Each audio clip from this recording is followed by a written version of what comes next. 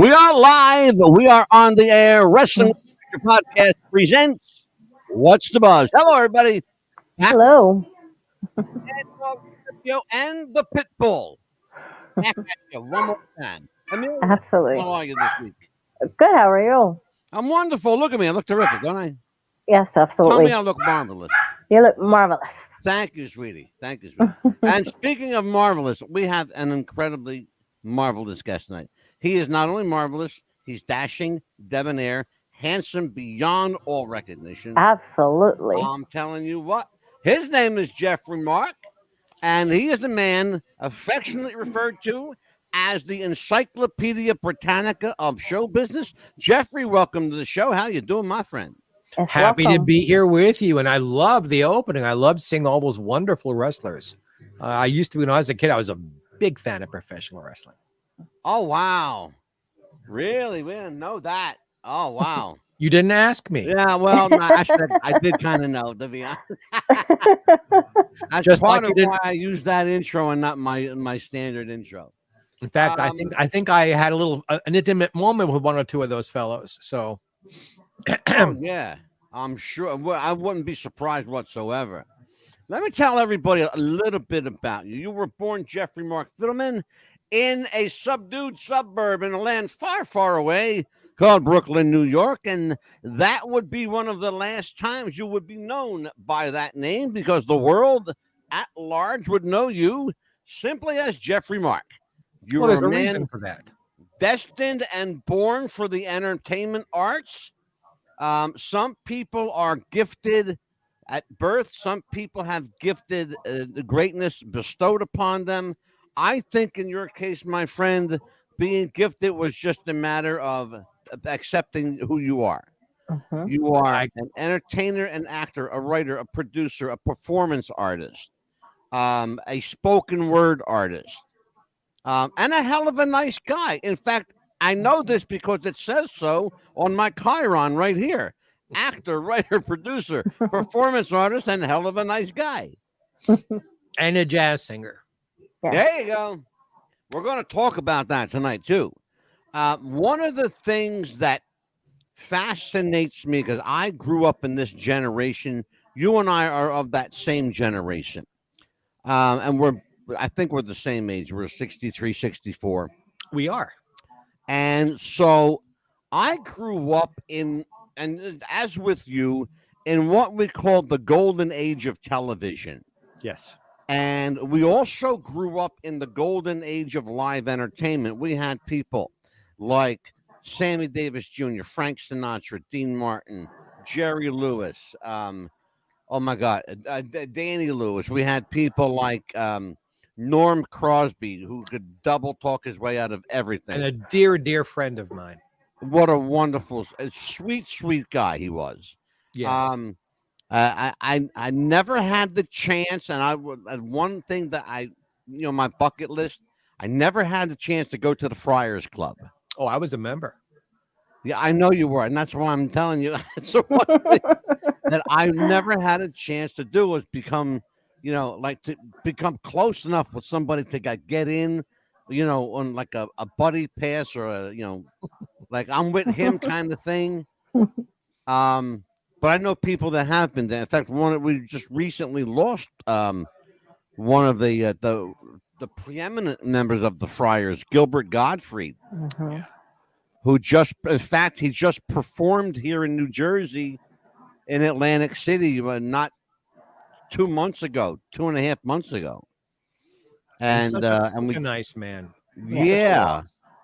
Yeah, sweet guy. Gilbert was, he had that voice that everybody recognized. Mhm. Well, that's what made him so famous. He was one of a kind.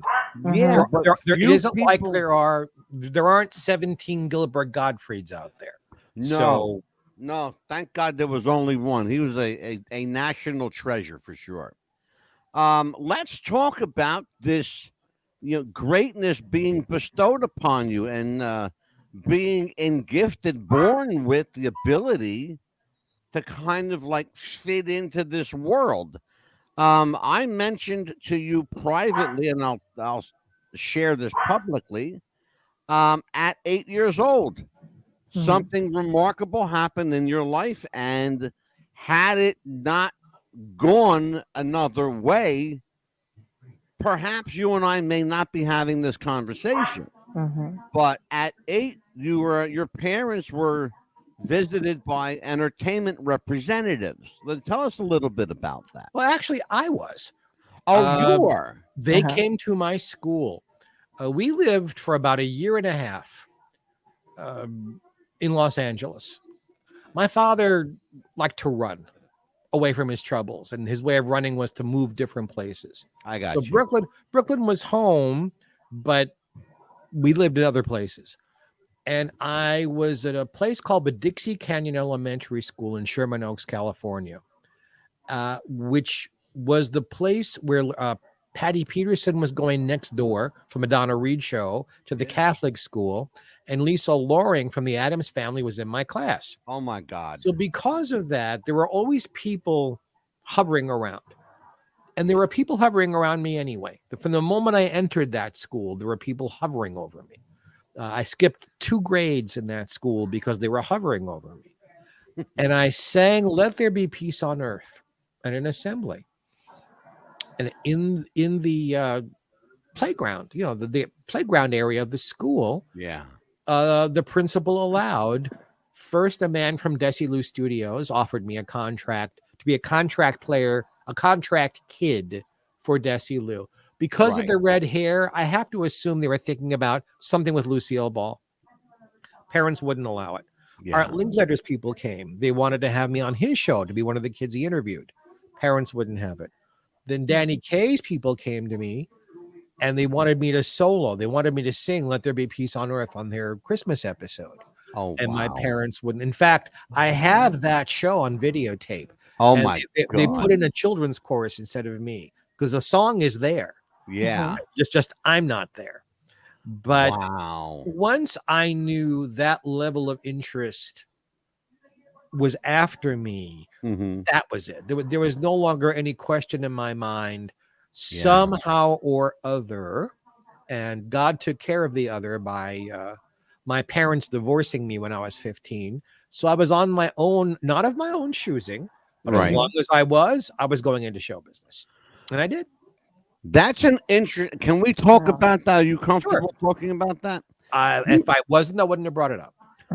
You mentioned your parents divorcing you. That's an interesting phenomenon that happens once in a while. There are a couple of famous examples of it. There's a great deal of freedom in a situation like that if you know what you're doing. Nobody knows what they're doing at 15. No. I stumbled around in the dark, but I guess I stumbled well. Well, you're I think your stumbling foot was led by a divine presence that you could not see. I agree with you. My first day of high school, I met the love of my life. I was 9 days away from being 14. I met Joel my first day, and that was that. Yeah. 2 years later, I was emancipated, not of my own doing. I started doing dinner theater and summer stock. The next year, I made my first movie. The next year, I was in my first off-Broadway show. The next year, I was playing at the Playboy Club. So I got started very early. I had to earn a living. I had to do something. Yeah. I wasn't going to become a doctor like my grandmother wanted. I wasn't going to work for the post office like my mother wanted. Right. My parents, I think, got rid of me because my father, unfortunately for him, had a drug and alcohol problem. Yeah. My mother could only mother one. She decided to mother him. Yeah. And I think they thought it would straighten me out and get rid of Joel, who they knew very well. Yeah. By breaking us apart, except that never happened. They thought it happened, but it never happened. How did at what point in earnest then did the bug bite to the point where you said, okay, now this is balls to the walls, this is countdown, let rockets launch, let's just do this? My father one afternoon got very violent with me, with my mother, with the household.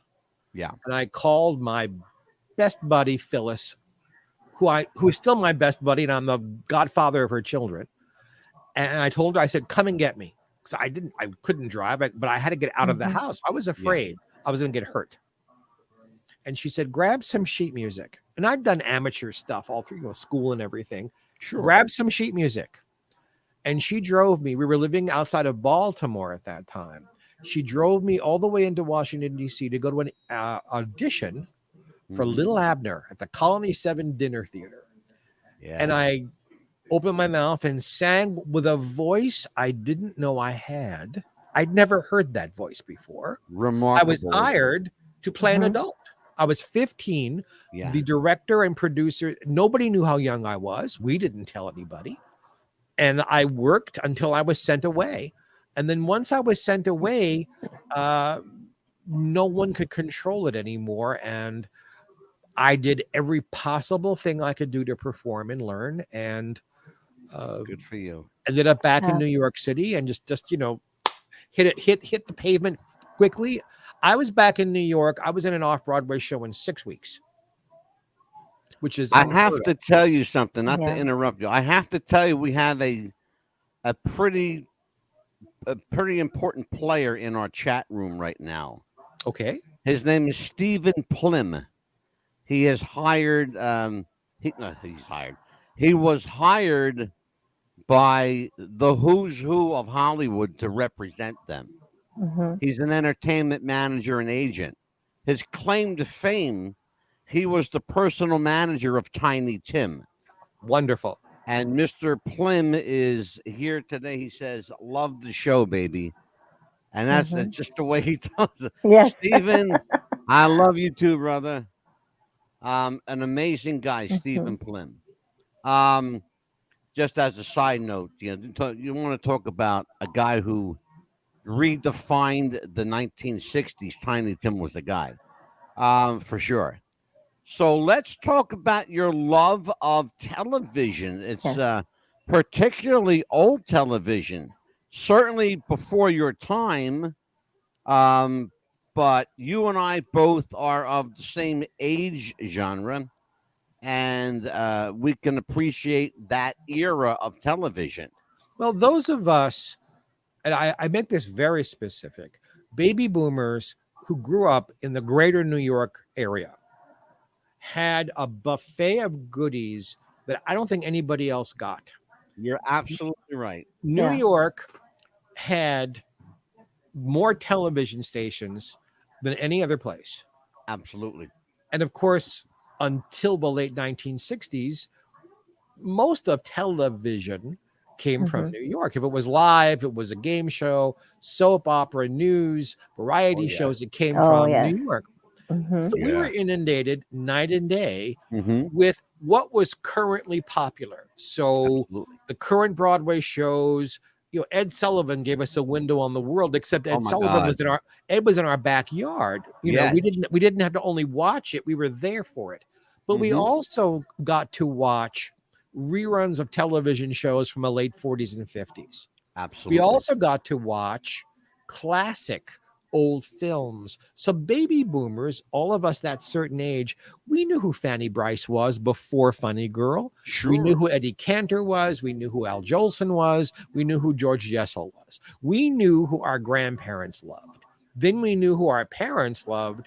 And then we knew what was, the Beatles and all the stuff that was current. Sid Bernstein, who brought the Beatles to this country, was my cousin. So it was in my house. Yes. I was exposed to all of this. Yeah. And I knew, from the time I was 2.5, this was the path for me. There was never, in my mind, any question about it. Remarkable. It's absolutely remarkable. The generation that, and everybody who watches the show knows, I'm 63. The generation that grew up watching Lucy, oh my God, Father Knows Best, the Danny Thomas Show, Dick Van Dyke, Donna Reed Show. Donna Reed, absolutely. That was like, a, a master's course in television, Mhm. in And all the television comedy. and all the Yes. kid actors and all of those shows are my friends. Mhm. And that's the remarkable part. You got to not only watch the shows, but live the dream of knowing who these people were. Yeah. Yeah. I got to the residual of it. I got the, remember, you mentioned something critical that they were here in New York, but once Hollywood called, everybody from East went West. Yes. Everybody Mhm. went to LA, and then they very rarely ever came back, home, so to speak. You're mentioning kid actors. This Mhm. coming Sunday, I'm going to be with Paul Peterson from the Donna Reed Show, There you Kathy Mhm. Garber from Family Affair, other young people. Well, they're not. I mean, Mhm. our age, but others who were kid actors. We're all going to be together Sunday afternoon at an event out here in Palm Springs Right. because we have the same. We know the same people. We've lived the same kind of lives. We've known each other for decades. Yeah. They've known each other for half a century.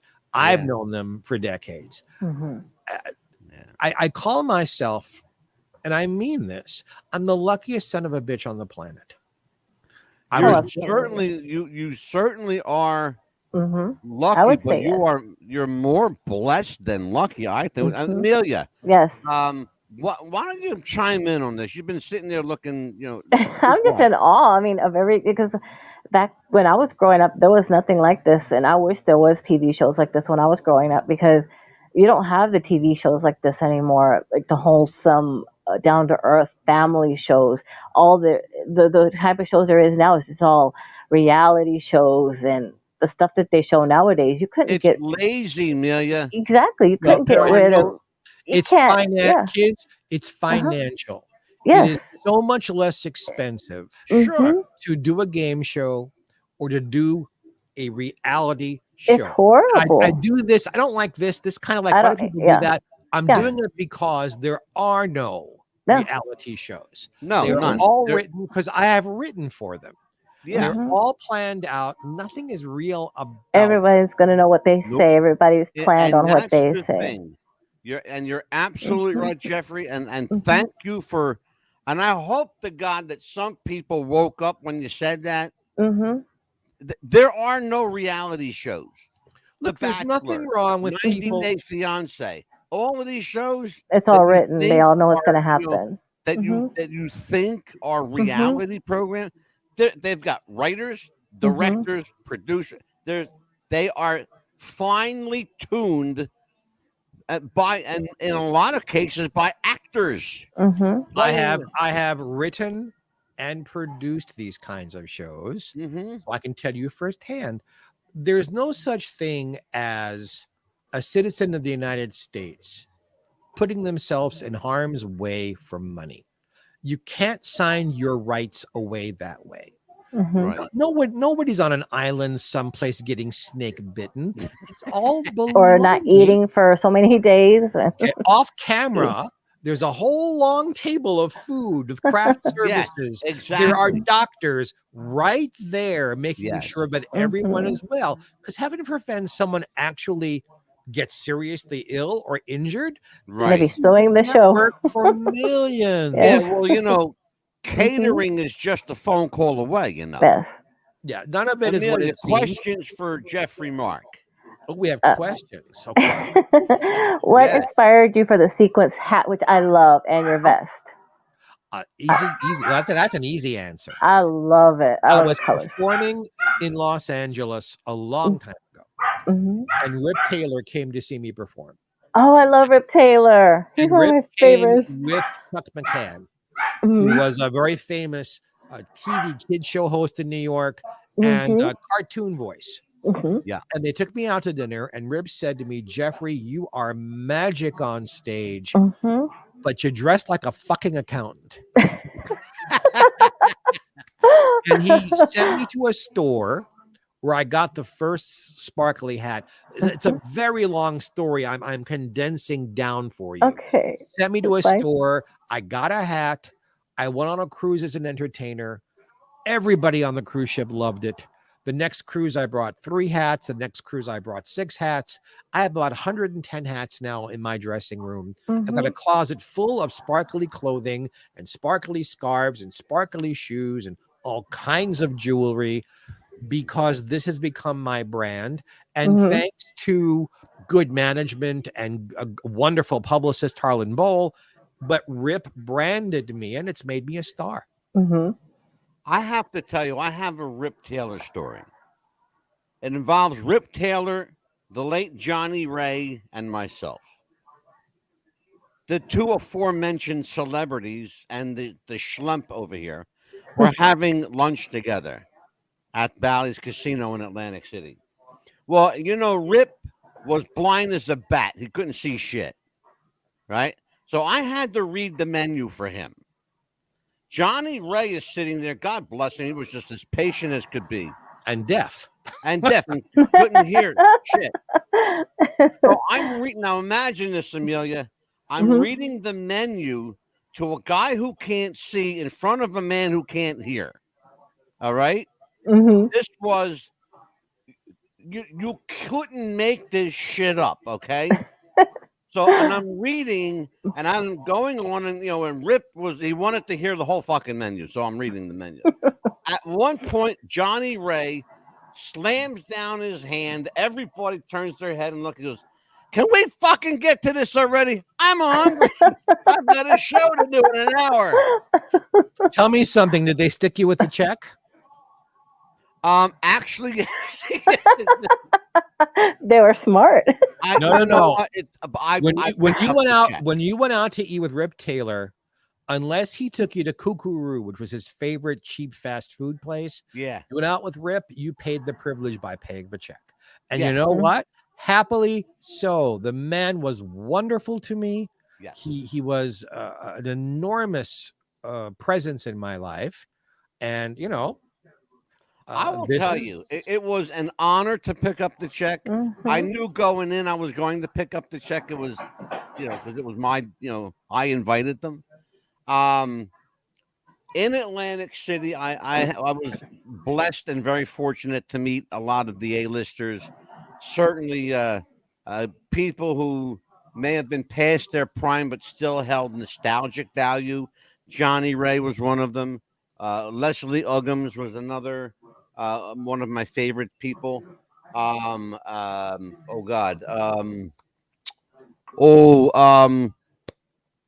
woman that was married to Rod Stewart. Anita Ekberg. Anita Ekberg. A few people realize this, but she was actually a pretty damn good little singer. And she sang at our club there in Atlantic City. But I've had the chance to rub elbows with some of these people. Certainly not to the degree that the Geoffrey Mark has. So I want to ask you, was there anyone among these people that you legitimately felt starstruck by? Well, of course. How can you spend time with Milton Berle or Ethel Merman or Mary Martin or Carol Channing or Kay Ballard and not feel a little starstruck? Yeah. The trick, of course, is to quickly and be a person with these folks. Yeah. Fandom is nice for a few minutes. It gets kind of cold and stale at dinner. Yeah. So you learn to relate to them as persons. Sure. And some of them became very close friends. Dawn Wells from Gilligan's Island, one of my best friends. I will tell you that Dawn was a wonderfully, incredibly bright woman. Oh, you don't have to tell me. I know. I knew her. We were close buddies for over 25 years. Jack Riley from the Bob Newhart Show and I were very close. Jack Carter and I were very close. And he's the guy I always liked, Jack Carter. Every impression sounded the same, but who cared? Because he was fucking hilarious. Louis and I were good buddies. Howard Morris and I were close friends. Wow. Milton Berle and I were buddies, not as close, because getting close to Milton was not easy. I especially towards danced the end with of his Milton life. Berle. I'm sorry. I danced with Milton Berle. I went to the men's room with Milton Berle. I'll tell you what happened. I was running a club. Anita knows this. I'm sorry, my wife Anita knows, but Amelia may know the story. I did a show at the Valley Forge Hilton, just adjacent to the Valley Forge Music Fair. Milton was performing at the Valley Forge Music Fair. A few nights before he had gotten in, came to the club at the Valley Forge Hilton. I was performing there with my other partner. We had a DJ routine. We had dancers and music, the whole bit. Milton Berle comes in and Geoffrey, he is in full regalia, brother. He's in full regalia. Oh yes, I remember. Remember the story? Yes. He had the pump. I mean, he was looking sharp. You know, he was a beautiful woman that night. And he looks at me and he's got the cigar in his mouth and he puts it and he goes, "Okay, let's dance." So I went, okay. So I had to lead. It was funny though, because he wanted to lead. And no, I'm the gentleman. I'll lead. So we danced a little, but it was fucking hilarious. It's a war story that I have to tell because I lived it. Amelia knows the story from the show. He was just a character. He was just like, how do you define him? He was a character. You know, one of the probably the most influential singular performer in television. I think that's not a stretch to say that. Certainly in the variety format, he invented it. And there really was nobody better at it. Milton privately was different. Milton, like many people I know in the business, didn't really like people who weren't in the business. He Rosemary, another dear friend of mine, Rosemary called them civilians and tolerated civilians. But if you knew your stuff, if you could talk to Milton about vaudeville and radio and early television, and you knew what you were talking about, Milton adored you. And we spent hours and hours doing that. And that therein was the connection between Milton Berle and I. It's no secret that if you watch the show or you listen to our stream, my beginnings were television and radio first and then television. And my background is voiceovers, movie and television voiceovers. In fact, my voice is still being heard. But Milton and I should say Milton, Mr. Berle and I had a great deal to speak about. And we spoke about guys from one of his favorite shows. It was and a lot of people don't know this, was The Shadow back in the day.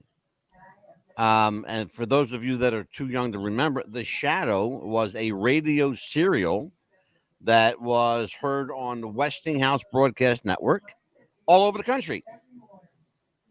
And Milton Berle loved those old serials. You know, so Geoffrey, you knew him until he passed, or you knew him for a brief time, or how long did you know Milton? I knew him the last 10 years of his life. Okay. I was taken to the Friars Club by Jack Carter to meet him. And Jack was a bombast, but he was a pussycat. As soon as Milton came into the room, Jack withdrew. He became a smaller person and was like this with Milton. Oh, God, sure. And what do? You know, you're meeting someone like Milton Berle. What do you say? How do you not come across as just another schlub who loves him? Yeah. So I said to him, Milton, on March 22nd, 1949, Ethel Merman had just finished doing Annie Got Your Gun on Broadway, and her very first TV appearance was with you on the Texaco Star Theater. And I put my fingers up like this and went like that. And he did the same thing at the same moment. And I'll tell you what that means in a second. He said, how do you know about that? I said, I have a copy of the show. He said, I don't. I said, you do now. Mm-hmm. Ethel had heard that Milton upstaged people, that he'd grab them by the shoulders and push them so that the audience would look at him and not them. Yeah. They were doing a sketch together leading into a song. And Ethel put little itty bitty stick pins in her costume along the shoulder. So if he grabbed her, it's like, ouch. Oh. And he did. This is on live television. Yeah. But he wasn't going to let her get away with it. And he began to screw around with her and turn her hat around and do this under her chin while she was trying to sing and do everything he could to throw her off. And they sang the song Friendship. And at the end of it goes, a chuck, chuck, chuck, a nong, nong, nong, a woo, woo, woo. And he kept making all these noises going on and on and on. And finally, Merman shoves him and yells, it's over already. And then she turns to the camera, good evening, friends. See, once I proved to him that I knew what I was talking about. Yeah. And every time I was at the Friars Club, but he was there, we would do this. Milton loved top 10 lists long before David Letterman or anybody else. That's top 10 lists was Milton Berle's idea. Absolutely. Yeah. Top 10 opening acts in vaudeville. Top 10 big band singers. Top 10 comedians who never should have had a career. Yeah. But you had to prove it. exactly. You had to back up everything you were saying. Yeah. So you could get into these conversations. He was so thrilled. And if you couldn't, you drifted away. Happily, I could. And that was what our friendship was based on. Yeah. Geoffrey, define for me and for the audience. Those are not my dogs. I am not I'm so harming dogs sorry. in this show. They're wanting to play with each other. I apologize about that. Oh, okay. Can you mute yourself for a little bit? Yeah. Sorry Okay. about. There you go. So here's my question: define the magic of what we know, you and I know as the Friars Club. Besides being a fraternity of comedians, what is it about that place, that building, and that organization that is so, and I'll use this word, sacred? Well, it's not just comedians. The Friars Club in New York, which is different, associated with the Friars Club in Beverly Hills. That's the one I belonged to, the one in Beverly Hills. The Friars Club was a place for press agents, that's what they used to call them back then. Press agents, reporters, actors in legitimate Broadway shows, actors in vaudeville, eventually actors in radio. That was open during the day. So if you were out of work, you could go there, you could hang out, you could have a meal, you could network. Or it was open at night, before a show, after a show. Hey, I just did this Broadway show. I'm hungry. I'd love to talk with some friends, but I don't want to go to a restaurant and deal with fans. And I can go to the Friars Club and hang out with my peers and have good, really good food and good conversation, or play cards, or smoke a cigar, or get drunk, or get laid, whatever you were looking for that evening. It was just a great place to go. You couldn't be a friar unless you actually had a career that was recognizable. You had to be sponsored by someone to be a friar. Jack Riley sponsored me. Milton was the abbot on the West Coast. Right. So that was easy for me. It was a great place to go. The food was sensational. I heard the bar was sensational. I mean, I'm a recovering alcoholic. I've been clean and sober 33 years. God bless you. But people who drank loved the bar at the Friars Club. Sure they did. The Friars Club West Coast was, I mean, I could go there and sit with movie stars, sit with big time screenwriters, sit with directors. Where the Friars Club in New York really is more about comedians, stand-up people. Yeah. So, you know, I could go to the Friars Club and, oh, there's Sid Charisse. I think I'll join her for dinner. Yeah. And, Julie Andrews is here with Blake Edwards. I'll go sit with them for a little while and see what they're up to. it's phantasmagoria, a smorgasbord of goodies, especially for people like us who grew up admiring these people. And then you realize, oh, good heavens, I'm among them. And oh, good heavens, I may not be as big a star as they are, but I'm considered a peer, or I wouldn't be here. And I was at the Friars Club 5 or 6 days a week, because Wow. how much more fun could you have than that? Sounds like a bowl to me. We have something here, Geoffrey, we call show and tell. This is your opportunity for me to shut up and for you to tell your stories. Pick a topic, young man.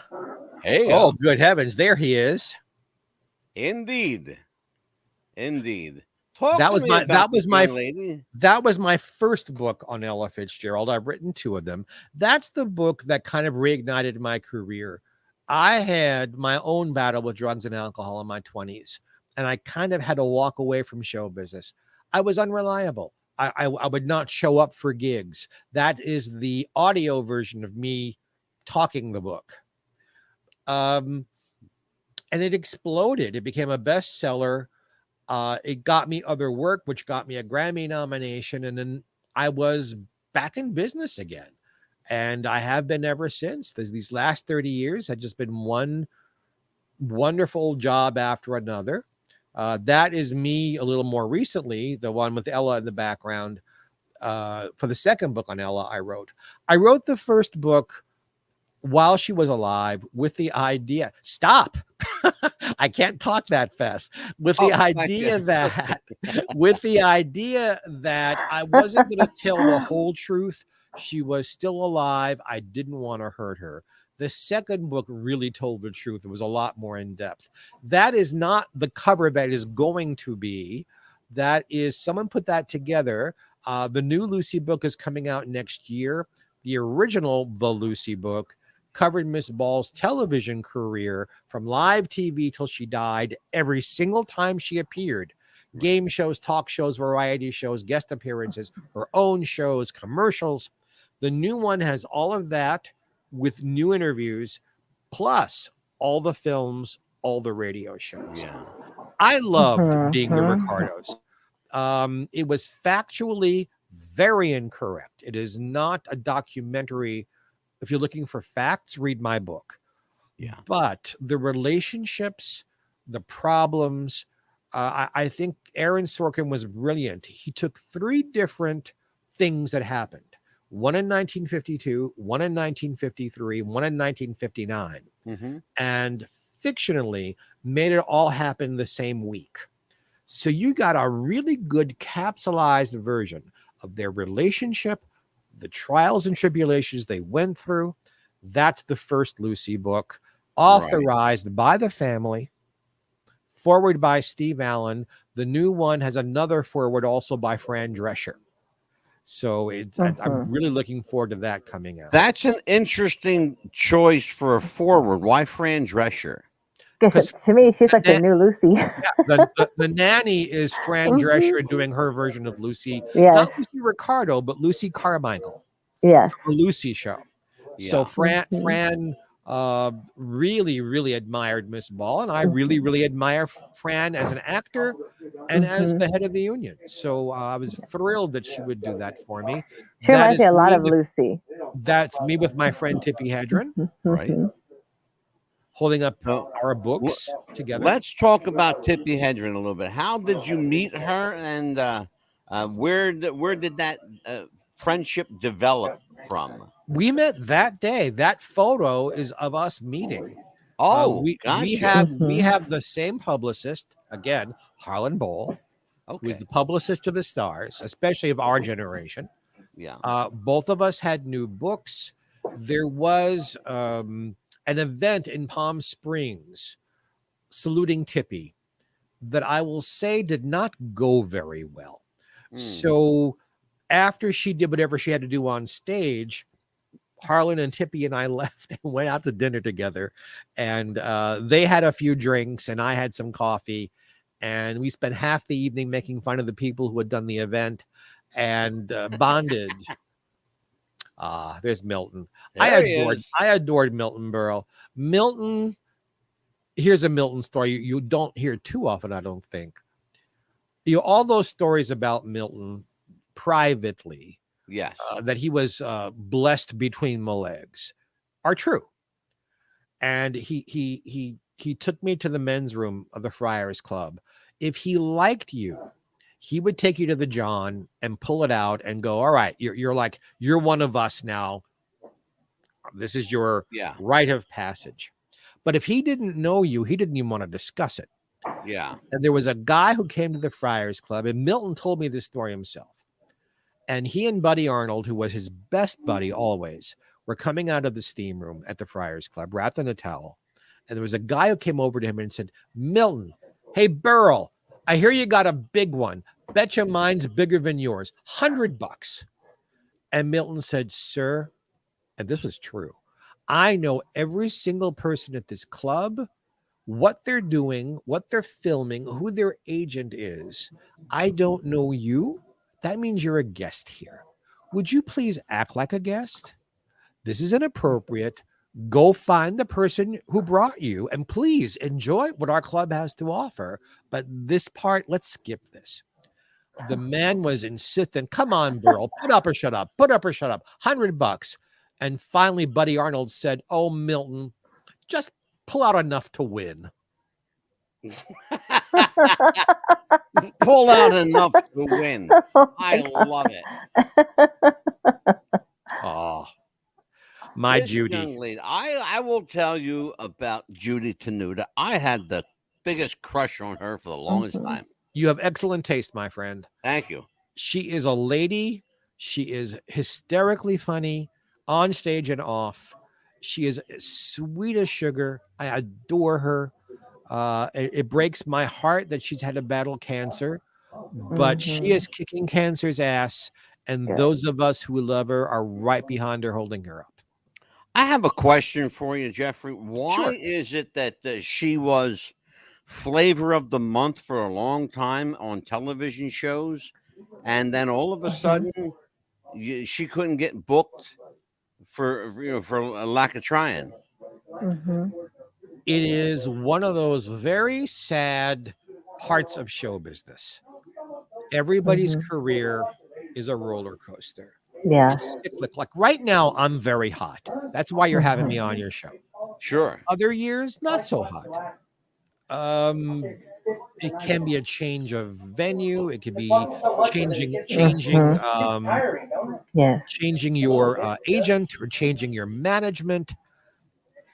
We never know why these things happen, or just another comedian comes along who's enough like you, but they're new and they're different and they're younger. Yeah. But Judy has lost nothing. We'll talk about Miss Merman in a moment. Judy has lost nothing. She has still she's burning on every burner with her humor. And I'm so thrilled that we are dear friends and I get to see her very often. So that's Judy. So I wrote this book because there had not been a really good book written about Ethel Merman. I'd known Ethel. We were not close friends, right? But I knew her enough to write about her. The book did not do as well as I would have hoped for. To my great surprise, the gay community did not take this book to its bosom. They didn't like what I wrote about her. They didn't like that I didn't roast her for being this raving bitch everybody hoped she was. Like, that's a cool thing to be. Yeah. And I am the only person who's ever told the truth about her marriage to Ernest Borgnine. And for whatever reason, the gay folks just didn't want to hear about it. So I love the book. I stand behind it. Rose Marie wrote the foreword for it. And Rosie and Ethel were very, very close friends. Jeffrey, how much influence does the gay community have in Hollywood? When I got clean and sober, I had lunch with Paul Peterson, who has mentored me. I've known Paul since I'm 8 years old because his sister was in school next door to me, and I used to talk with him after school when he picked her up. So I've known Paul a very long time. Right. And Paul said, Jeffrey, It is as true today. Oh, I was so fat then. True today as it ever has been. Hollywood, not that's my mother and Carol Channing and me. Hollywood, not all of show business, but Hollywood is run by people who are gay and Jewish, who spend half their day denying that they're gay and the other half denying that they're Jewish. So I think in the years since then, this is 33 years ago, I don't know that either of those ethnicities has as much control as they used to. But there are a lot of gay people in show business, and the Hollywood part of show business, the great movie studios were run by Jewish men. Yeah. And vaudeville was run by Jewish men. And the great composers, minus Cole Porter, were Jewish men. So there is a Jewish flavor to show business, of which I am very proud. And there is a gay flavor to show business because we've been there since the beginning. Right. Maybe because the business was a little more accommodating and accepting than other businesses were. So we could be ourselves. I have only once in my years doing live theater ever heard any kind of racism or sexism or and that was in Summer Stock, where I had a director who was a born-again Christian and hated Jews and gave me a very hard time during the entire run of the show. So much so that he wouldn't invite me to the cast party when we were done. And the cast refused to go unless I went. He had me come to his house. He put down a plastic runner that went this way and then to the right, like a right angle. Walked me over to a chair that had plastic over it. I couldn't mingle. I couldn't get my own food. He put a plate of food in front of me. I ate it. As soon as the last bite, by two elbows, I was lifted up and taken to the door because he didn't want this dirty Jew dirtying up his clean Christian home. Oh my gosh. Are you shitting me? Oh, Oh no. my God. That's horrible. That was Summer Stock in Arkansas. Oh, you said Arkansas. the magic word, Arkansas. Arkansas. There you go. Other than that, I have never heard of any kind of that awful stuff happening in the Broadway world. In Hollywood, it's still difficult to be gay. You still have to hide stuff. The picture we're looking at here is my dear Judy and Jerry Jewell, who is a gift of a human being and very funny. That is, I know Jerry. Yes, she is absolutely wonderful. We are at the Hollywood Museum, and that's a salute to Carol Burnett and funny ladies behind us. Okay, and I'm very happy and proud to be part of the Hollywood Museum family. I'm there often for events. There are belongings of mine that are in exhibits. And incredible. I'll tell you absolutely. what, it's remarkable. You've got a plethora of stories that you've barely scratched the surface of. I want to start scratching the surface here. Right. I gotta ask you a question. I would be remiss in my job if I didn't ask a few questions. All right. The Spirit of the King. You directed the show about Elvis. How did Elvis come into your life? Well, Elvis came in the front door and the back door. I was approached by a producer who was bringing in, and he was marvelous, this man, an Elvis impersonator from Las Vegas. He was bringing him to Palm Springs to do a show at a casino in Palm Springs. For those of you who don't know, Palm Springs and the general Coachella Valley, for which the Coachella Music Festival is named, have many Native American casinos. They all have shows. So there's a lot of entertainment going on here in the Valley. And he wanted me to take this guy's very good nightclub act and make a show out of it. And I did. I wrote it. I directed it. I worked with him. The problem was they told me one thing and told this guy something else. He was expecting to come to town and just do his nightclub act. And I'm looking up his name because I want to say it because he really is a brilliant Elvis impersonator and an artist. He's an incredible artist. He did a medley of Elvis songs while he painted Elvis's portrait on stage. That was Steve Connolly. Steve Connolly was Spirit of the King. That was the show. So the idea was that it was a show about Elvis and Marilyn in Palm Springs. And then we would take Marilyn out and put in Elvis and Lucy in Palm Springs, and take Lucy out. We would do Elvis and Liberace. That could have run for decades that way. Oh my God. Yeah. Steve didn't want to do it. Steve thought he was being brought here to do his act.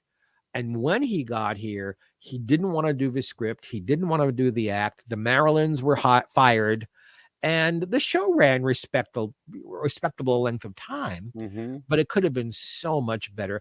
This is what happens when producers lie to their talent and pit talent against each other instead of there being harmony and we're working as a team together.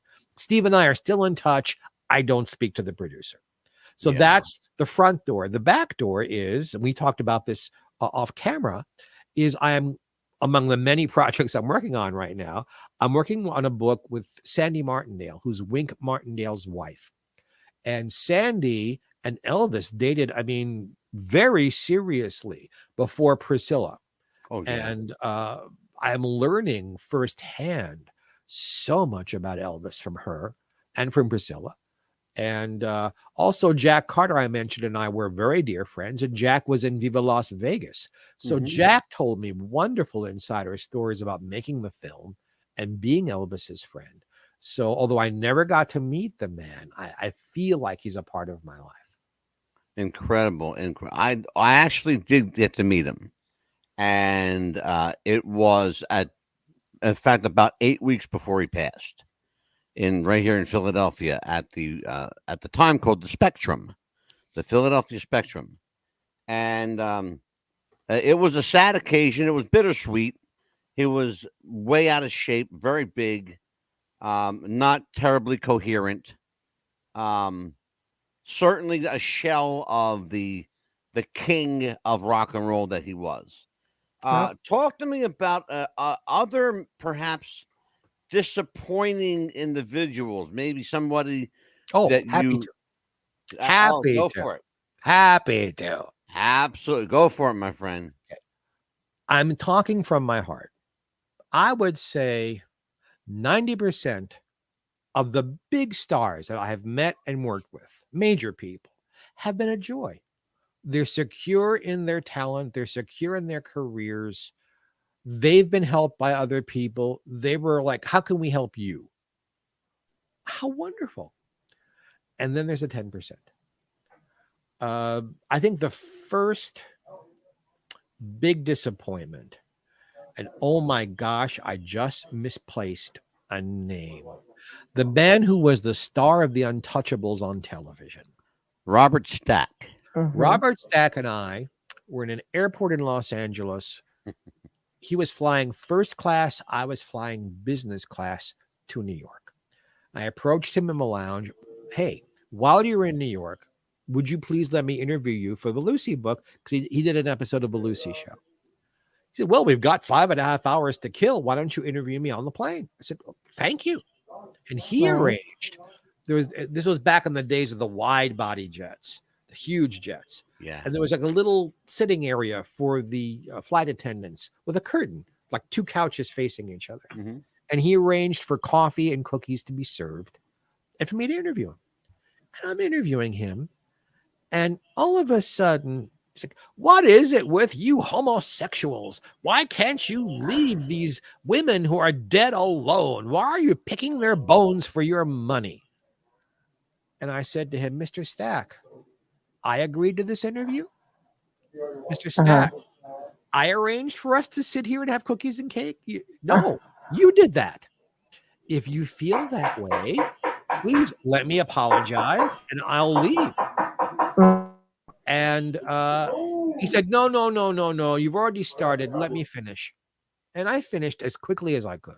Yeah. Go back to my seat in business class. Now, maybe it was because he was traveling with someone in first class who didn't happen to be his wife. So perhaps he was a little nervous or unnerved.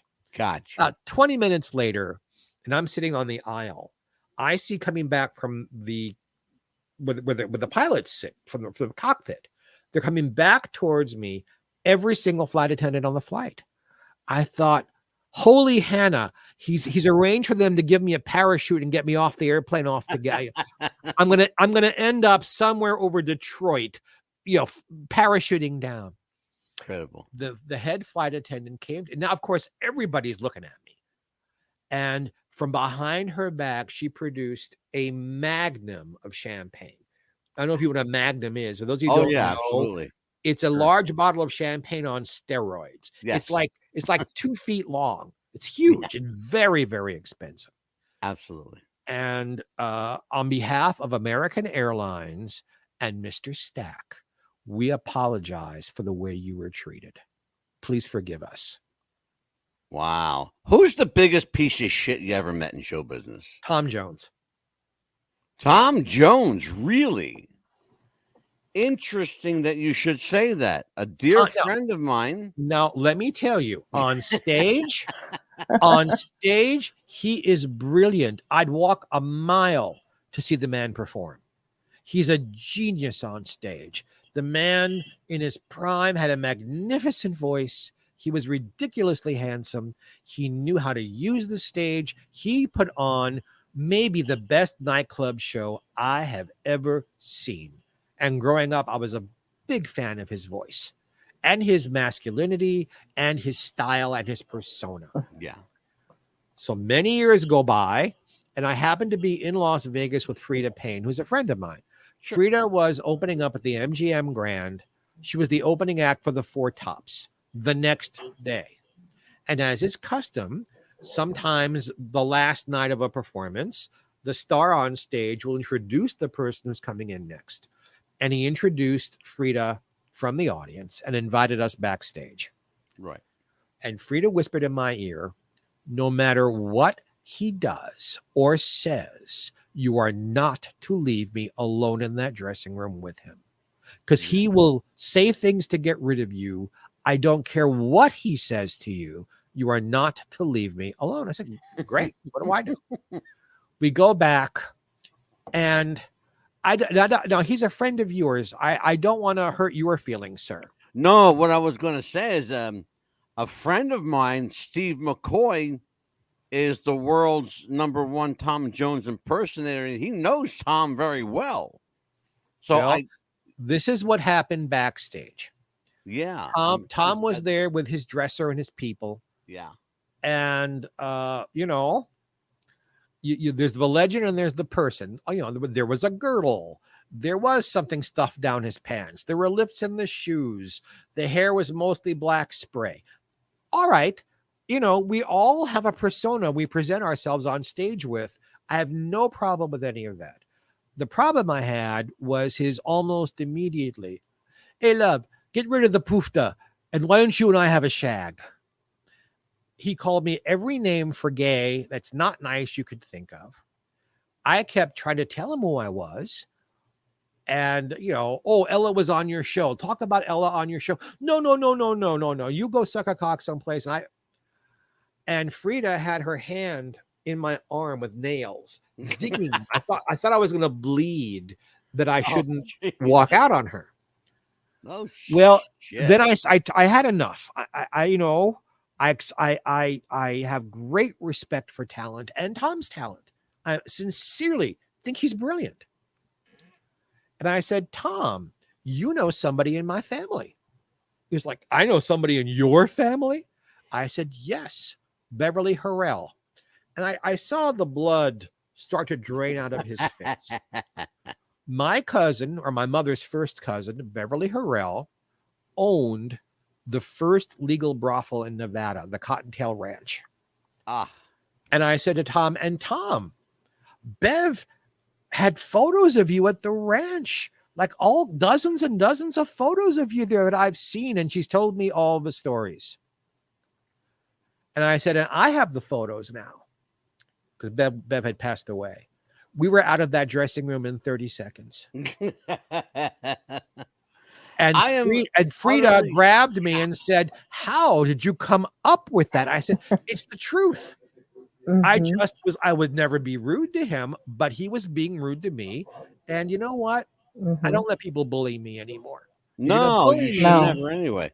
I So am utterly astounded that he would behave that way in someone Mhm. who clearly he doesn't know, and not knowing someone is a bad thing in that position because he doesn't know if you're going to write something about him, broadcast something about him. That's a bad position to be in. well, Absolutely. I'm shocked. well, this is That, this is like 30 years ago. So I'm telling the story now for the first yeah. time. Well, I'll tell you what, it Mhm. wouldn't have Yeah. mattered if it was 30 years or 30 days. You Right. have no right to talk about, an individual's sexuality like that. I No. don't care who, I don't give a flying Mm-mm. fuck who you are. Look, Yeah. I've been at this since I'm 15. Having people comment on my sexuality is nothing new. Buddy Hackett did it all the time. Buddy and I were frenemies. We Yeah. had 50 of the same friends. We were at dinner together constantly, but I was the faggot. I was the fruit. I was the cocksucker. And, you know, like, why? It's And still no way to talk to if, anybody like that. why, if you feel that way about me, are you having dinner with me? And why, for heaven's sakes, no matter where we ate or who we were with, did you have to sit Mhm. next to me? Right. Yeah. So it's almost like he had like a moth to a flame. He didn't like the gay stuff, but he could not sit next to me. So and again, Buddy was hysterically funny, Yeah. Mhm. brilliant, There are, brilliant comedy mind. I want to ask you, I want to actually follow up on that. I want to ask you Mhm. about Buddy. That I've heard, um, because in preparation for this interview, I spoke Mhm. to some other people. There are a couple of names that came up that I was told to ask you about. Okay, Buddy Hackett was one. I'm glad you mentioned him Mhm. without being prompted. The other one was Mhm. Johnny Carson. Yes. The mean spirited nature of Buddy Hackett and Mhm. Johnny Carson. I can speak to Buddies. I can't speak to Johnny's. When I was working on the Ethel Merman book, uh, Johnny's entire treasure trove of videos Mm-hmm. are controlled by, and I guess owned by, his nephew Jeff Sotzing. So I called Jeff. I said, "Look, I'm working on this book. I have a list of all the times she was on with Johnny. I know the stuff from the 60s doesn't exist anymore, but here's stuff from the 70s. I have these. I don't have these." And he said, "Jeff, it's $500 an hour for us to copy these from the original master tapes onto, in those days, VHS for you." Yeah. I said, "Jeff, I don't have that kind of money. I didn't get that kind of an advance to pay for it." He said, "You didn't? You didn't get a couple $100,000?" I said, "No, I didn't." He said, "Be by your phone in 30 minutes." And 29 minutes and 59 seconds later, ring, ring, ring. "Hey, Jeff, it's Jeff. I just talked to Johnny. Johnny is paying for everything. You'll get the message over to you in a couple of days." So as far as I'm concerned, Johnny Carson was wonderful.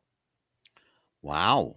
Incredible. We've heard horror stories on this show about Johnny Carson, particularly his mean spirited nature, his duplicitous personality. Are there any people that struck you as being overtly duplicitous? One person on stage, another Well, behind the first, curtain. first of all, that's everybody in show business. All of us are one person, either in front of the camera, on Yeah. stage, on mic, or another person. This may come as a surprise to you, but if I'm not visiting with you on video, I don't sit here in sequence. This is my home. This is my office. That is my Emmy over there. But Mhm. I don't do this just to sit around the house and watch I Love Lucy reruns. Everybody's got a public persona. That's just Sure. part of the being in the business. Yeah. I think for a lot of people, especially people we've heard these stories about, I'll use Ethel Merman and Lucille Ball. Mhm. What bitches, how hard they were to work with, how awful, how awful. Well, then my question is, those of you who feel she was awful, who were you to her? Did she start your career for you? Did she turn you from a clerk into a highly paid professional and then expected you to be loyal and you weren't? So she got angry with you? Oh, did you work on her show and not want to rehearse? And that's why she got angry with you? Were you just her friend? Her friends have no bitchy stories to tell. She was a wonderful friend to people. Merman, if you had talent, Ethel Merman lifted you up. Ethel Merman practically discovered Exactly. Vivian Vance. Mhm. You know, you'd Yeah. think Vivian Vance was Ethel Merman's understudy in 2 Cole Porter musicals. You'd think Vivian would hate her guts if she was so awful. No, she loved Ethel Merman and loved what Right. Ethel did for her. But if you were in an Ethel Merman musical and you missed a cue or came in a little drunk or it wasn't, you were saving your strength for the evening performance. Yeah. And she's like, if I can be here 2 shows giving out full, so can you. So it depends on who you are. I never worked with Tom Jones. Perhaps if I'd met Tom in a different situation, right, who I was to him. That evening, I was cock blocking him. Yeah. I was interfering. He couldn't get into Frida's pants. That's who I was to him that night. You were the best friend. Exactly. So, so it depends on Mhm. who you are to people and also Yes. how you behave.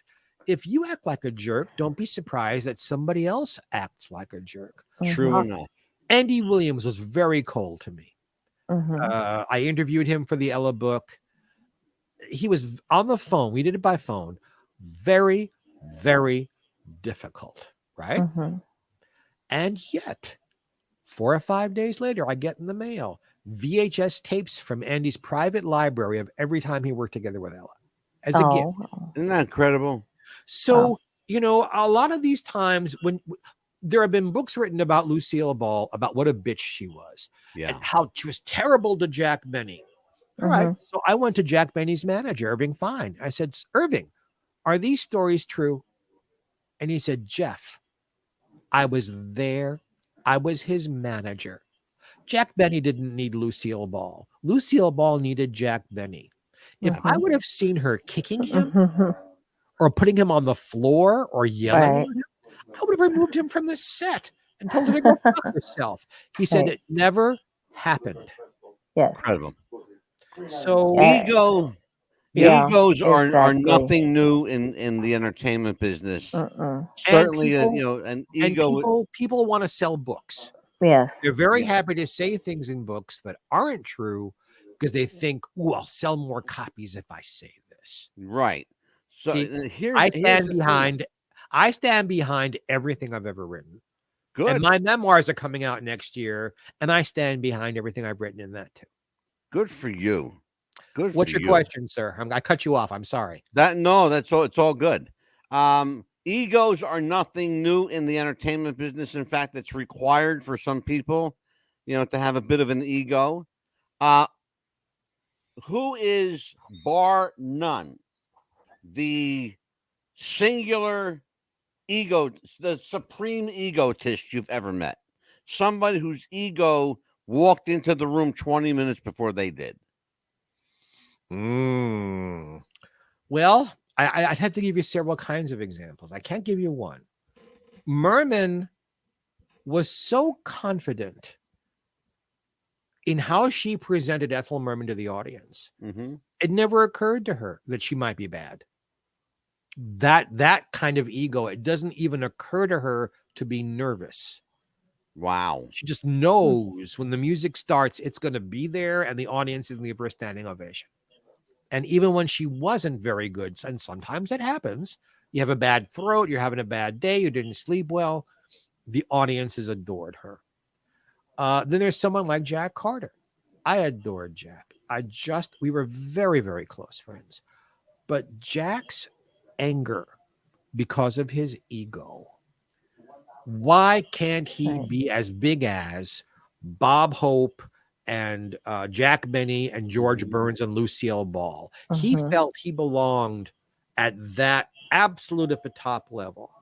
No, but he's in the level right underneath them. but it Mhm. drove him wild. Yes. That I he wasn't always up thought there. that Jack Carter was an incredibly gifted actor, Yeah, Mhm. a funny guy, given the circumstances, whatever he Mhm. had to do. But I did not consider him, nor did I appreciate his talent, and still don't, as an impressionist. But yet, most people regard him as an impressionist. not Mhm. really. Yeah. He was a stand-up comedian who did a few impressions.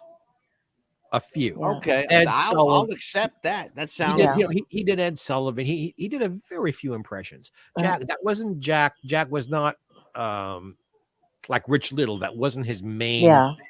This is stuff he threw into his act from time to time. Mhm. Um, And Bob Hope was really, really a nice person. My uncle ended up working as a janitor at one of his golf courses back in California. Bob Hope was a dick. Really? Okay, He wasn't that I way too much. met Okay. He was Bob. really nice to us. I rest my case. It Bob Hope, depends on Really? who you were to Mhm. him. Valley Forge Music Fair, Mhm. 1979. Bob Hope was a prick. Really? He wasn't Okay, that way to my uncle. Or he he didn't come across that he way to us was when we met him. an egotistical, no, pardon the pun, nose Mhm. in the air. Better Mhm. than everybody else. Fuck him. Mm. Okay, See, now my Bob Hope. publicist Harlan He must have Bowl, had a good day whenever I met him, I guess. my publicist Harlan Bowl worked for the Hopes. He worked for Mhm. Bob till Bob died. He worked for Mhm. Dolores till Dolores died. He's still a Mhm. publicist for the Hope family. He's Mm. got nothing but wonderful stories to tell. Yeah, he I he was wonderful to us when we met him, and I my uncle was just a custodian at his golf course. He I was like think the lowest of the lowest jobs. I think Mhm. especially comedians. Get them on an insecure day because comedians, and I'll include myself, we're crazy. We're mashug in the head. Uh, the idea that you're going to go out in front of a bunch of strangers and make them laugh for 20 minutes and half an hour, 2 hours. Yeah. It's crazy. And you have to think crooked to come up with all the humor. So I can't really point to a stand-up comedian whose Mhm. main job was being a stand-up comedian, Mm-hmm. who's secure and right. And I'll give you a Jack Carter story, and I'll give you a Shelley Berman story because Shelley and Mhm. I were very good friends. Oh, Shelley. Oh my God. Here's a name I haven't heard in ages. I'm in Jack Carter's mansion in Beverly Hills, and the phone rings, and it's the Friars Club. And I'm Mm. sitting there in his office on his sofa. Jack's on an old-fashioned landline phone, with the receiver's up here, and then the phone is here with push buttons. Yeah. And they're asking him, they're saying, we're doing a surprise roast for Norm Crosby for his 70th birthday party. We'd like you to MC it. Could you put April Mhm. 17th away? Don't book it. And all of a sudden, Jack was, I turned 70. You didn't throw a surprise party for me. I'm a bigger star than Norm Crosby. I'm funnier than Norm Crosby. I'm more talented than Norm Crosby. And he takes the phone and starts banging it on the desk like Khrushchev, Oh screaming my at these gosh. people obscenities. There was no roast for Norm Crosby. They were honoring Jack, and they Oh. wanted him to put the date aside and be surprised. The entire event was canceled, Oh. and Jack was 86 Oh out of no. the Friars Club for his behavior. Oh my Ego and God. insecurity shot himself in the foot. We're doing a Oh man. different story. We're doing a benefit. Shelley Berman is the headliner. And we're at the Beverly Garland Theater in Los Angeles, which is Yeah. so she had ballrooms she turned into theaters for benefits. And Shelley was the headliner. And you have a large stage, and you have wide rows of people Mm. sitting there. And at the end were aisles to go to the John. There was no middle aisle. Right. And this little old man is sitting in the front row, and in the middle of Shelley's part of the show, decides he has to go to the Oh can. wow. Now, Ugh. if he had turned left, it would have been like 3 people and then down an aisle and off to the John. No. He turned right and had to walk all the way across the stage in front of everybody, Oh and then my! all the way up the other side. And Mhm. Shelley lost the people. He just had to let the guy go and then pick up his act and make fun of it. Mhm. And then the guy comes back. Well, you figure he learned from the first time. No. He comes around the long way and in front of everybody, and one at a time, people are getting up to let him in. And Shelley begins to kibitz this guy. And this was a man in his 80s who looks up at Shelley and goes, "Fuck you, Shelley Berman."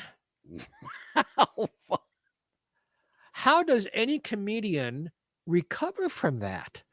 Because Wow. you can't berate this little old man, but Mhm. you just had a fuck you at you. Mhm. And I knew I had to go backstage. I ran because Shelley ended the show and went backstage and started throwing furniture. He was so angry and hurt. Oh my Oh goodness. man! And Shelley was no kid. Shelley was in his 80s at this point himself, or 70s. Yeah. So we are Oh. uptight, we're insecure. I think there's a price to pay for having talent, and part of that price is emotional. And Yeah. all the Mhm. people you hear all these awful things about, if you follow the story back to its origin Yeah. and what the circumstances were. Now, Right. this Uh-huh. is baby boomer people, my peers, and older. Now, young kids today, yeah, they don't give a shit. They Right. want what they want, and they want when they want it. And being nice and being respectful and being a mensch, being a Yeah. person of good character doesn't even come into their equation. That's a difference. But I don't deal with those folks. I don't deal with the crazy young folks. I don't have to. Yeah. If Well, thankfully they come so. they come to me when they decide to get clean and sober, and I help them. And I help them privately, and I'm not going to give you names. No, you don't need to. And Absolutely. I had one that broke my heart, Corey Haim, who just couldn't get it Yeah. before he died. But Yeah. Troubled young kid. and Just, sometimes you just can't help people. yeah. Mhm. Yeah. He had issues though, but I think his issues went deeper than just substance and emotion. There were issues there, sir, and I'm just not allowed to go into them. But Yeah, I know. there were other Yes. issues Yeah. stemming Mhm. from his youth that were hurting him. Yeah. Dana Plato adored me. Yeah. Every time Mhm. she saw me, it was a kiss on the lips. She kept hoping I'd turn straight and date her. Right. Why, I don't know.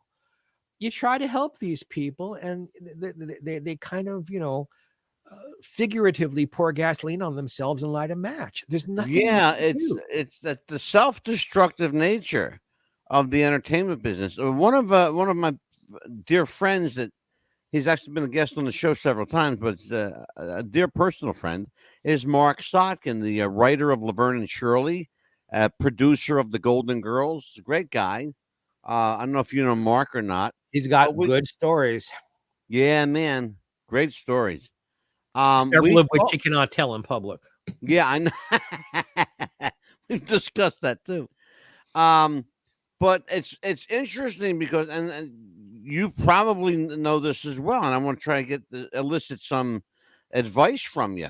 Um, the um, the comedian and the tortured soul, the guy standing, alone on the stage with 500 of his closest new friends. Um, he's the king of the world for 20 minutes. And then when he leaves that stage, he's back to this, self-destructive, personality. What is it about particularly comedy that is so I don't think it's comedy. heartbreaking? I don't think it's just comedy. I think it's live performing. Okay, and you know what? You prepare for a Excellent. show. You put on makeup, you put on costumes, you warm up your voice, you get into the zone, so to speak, where you're all focused on giving that performance. And you go out in front of a bunch of complete strangers who you'll never see again. Or maybe you will at another performance, but you won't recognize them. You won't know them. Yeah. And they give you all this love. You perform for however long you perform. You know, I'll be performing May 12th in Palm Springs at Oscar's Supper Club, doing Geoffrey Mark Sings the Ella Fitzgerald Songbook. Absolutely. Well, I'll do all of those things. And I'm performing for 90 minutes. I'm doing 14 songs, which is a lot. Mm-hmm. Well, you've done it. You're out of breath. You've perspired through whatever clothing you're wearing. Your makeup is smeared. Well, if you're a married person or you're in a relationship and you have someone to go home to, because once the performance is over, doesn't mean the adrenaline stops. That adrenaline keeps pumping for hours after you're done. Yes, Yeah, it does. absolutely.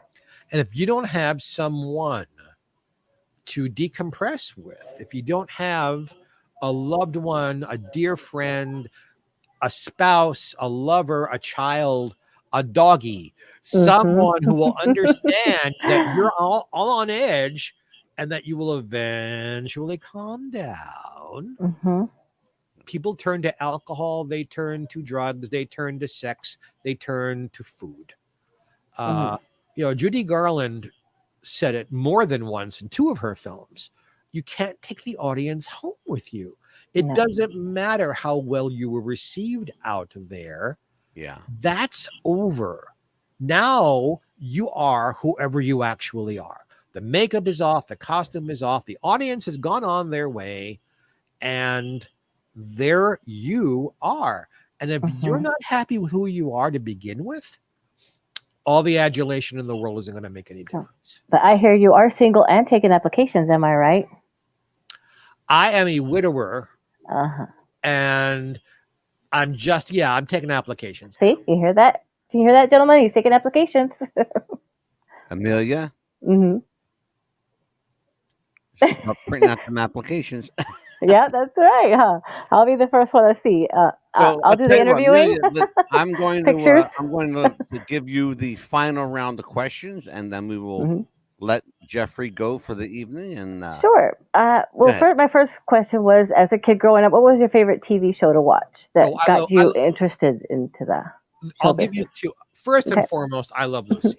Yes, absolutely. It was and still is the best produced, directed, written by, and performed sitcom we've ever had. Yeah. And a game show to tell the truth. On Monday nights in the early 1960s on CBS, you had To Tell the Truth, I've Got a Secret, and Lucy. Now, my father wanted me in bed at 7 to get rid of me, but there was no negotiating Monday night. I had to stay up for Lucy. So as a family, my grandparents, my great-grandmother, my parents, and I watched those 3 shows together. On the panel of To Tell the Truth was a woman named Kitty Carlisle. Oh, yeah. Who my grandmother thought was the most elegant, ladylike, the epitome of what a woman should be. She was powerful. She was smart. She was educated. She was funny. She was beautiful. She was chic. And she would teach me poise by pointing out things that Mrs. Hart did. I called her Mrs. Hart because that was her married name. And my mother and my grandmother was like, argued. It's like, Mommy, he's 4 years old. He's 3 years old. What does he need with Kitty Carlisle? And one week, my grandmother yelled at her back. She said, you don't even know what's in your child.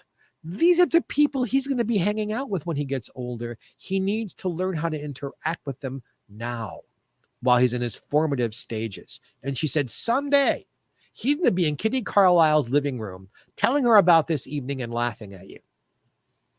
And about 42 years later, I was in Kitty Carlisle's living room telling her the story. No one was laughing. My grandmother had passed, and we cried together, she and I. Yeah. But remarkable. If I had done nothing else in my career, but that happened, because I didn't make it happen. Mrs. Hart called me. I was in New York doing publicity for the Ethel Merman book. and I get a phone call. Oh, dear boy, would you please bring over a copy of your book to my apartment? And I can't tell you for certain that I didn't open the window of my hotel suite and fly from my hotel over to Fifth Avenue where she let me watch her take a singing lesson. And then we spent time together, and very, very grateful for that. And then tangentially, Tom Poston and I became friends as adults, and Tom was a part of To Tell the Truth. So I think I Love Lucy and To Tell the Truth were the two biggest influences for me. I was always a What's My Line guy. I had this thing for Arlene Francis. I don't know why.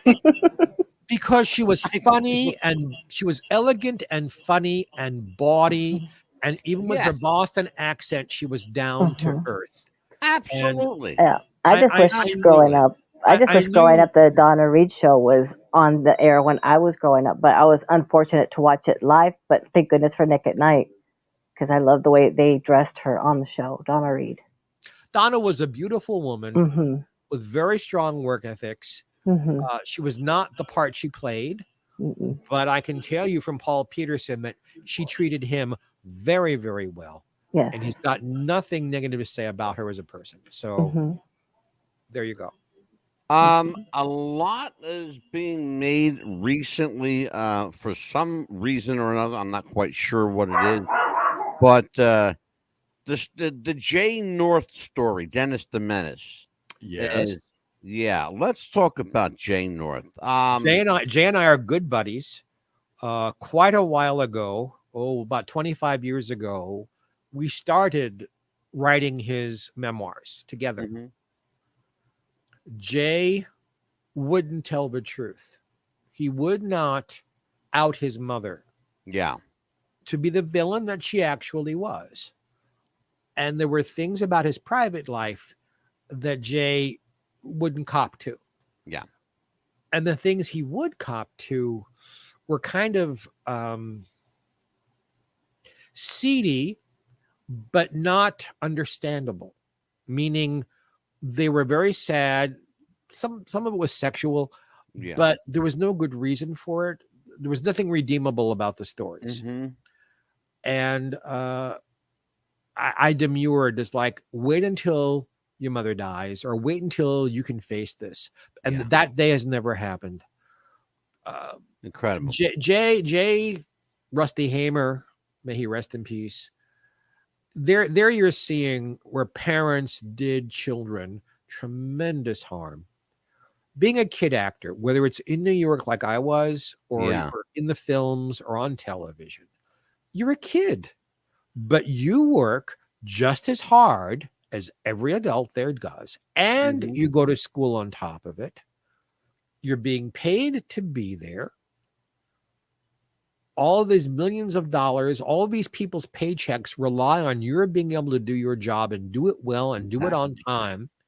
An awful lot of pressure for a little one. Yeah. And then if you don't have a good, like Ron Howard, his father Rance was an incredible stage father. Ron was brought up with ethics. Ron made his bed. Ron cleaned his room. And Rance made sure that Ron had playtime every day on the set. And Andy supported that. Absolutely. But there were other kids like Rusty, like Jay, where no one was supporting the kid. The kid was supporting the family financially. And whatever the family had to do to make money, the kid's well-being or happiness was not their concern. Well, when you grow up like that, when your education is not supported, so that once you stop being a kid actor, there is no education. A lot of these kid actors, I'm not making fun of anybody, can barely read and write. Became adults not knowing how to balance a checkbook, or how to write a check, or how to make a bed, or how to boil an egg. They had no life skills. Well, what do you do when you have no life skills? You pour the gasoline, you light a match. Yeah. Rusty blew his brains out over promises Danny Thomas made to him that did not get fulfilled. Jay has not blown his brains out, and I'm glad, because I love him. Yeah. But he has spent his life working in the Florida penal system. Yeah.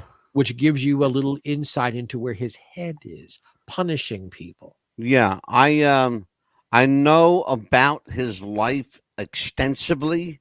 I know a lot about what's going on with him personally, as I do with several of the people that you spoke about tonight.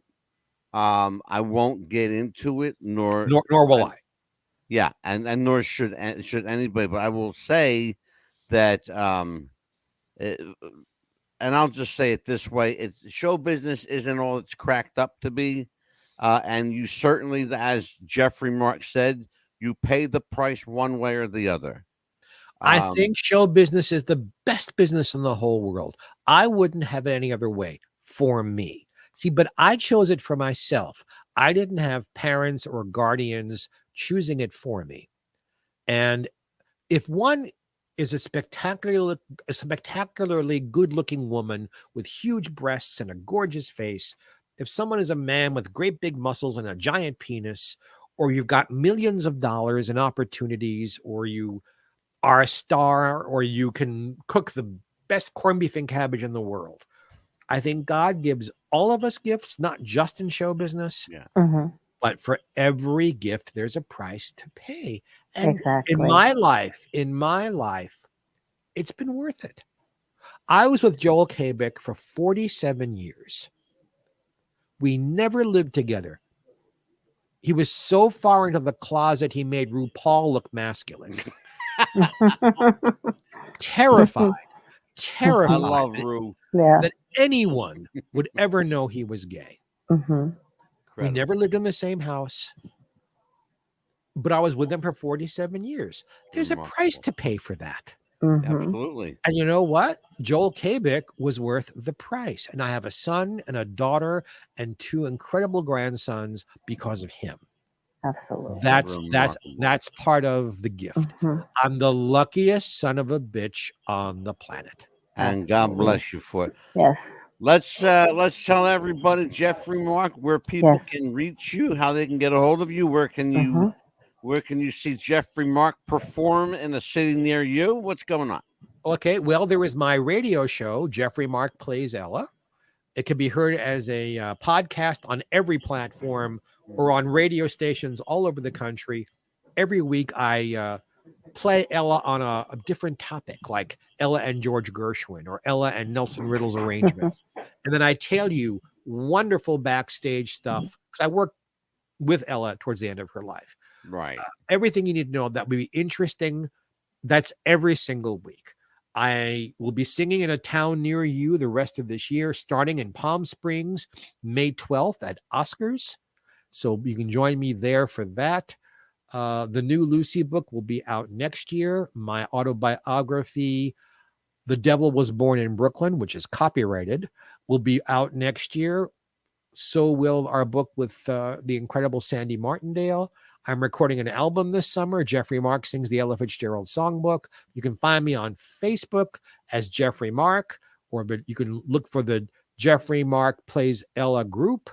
You can find me on Instagram, Jeffrey Mark Showbiz. You can find me on Twitter. I'm everywhere, and I answer everybody. So the only thing I don't answer is don't ask me to have sex with you, and don't ask me what I did with Joel in bed. Those are the 2 questions. Don't ask those things. I don't really care. Honest to God, I don't give a shit. Oh man, I'm glad.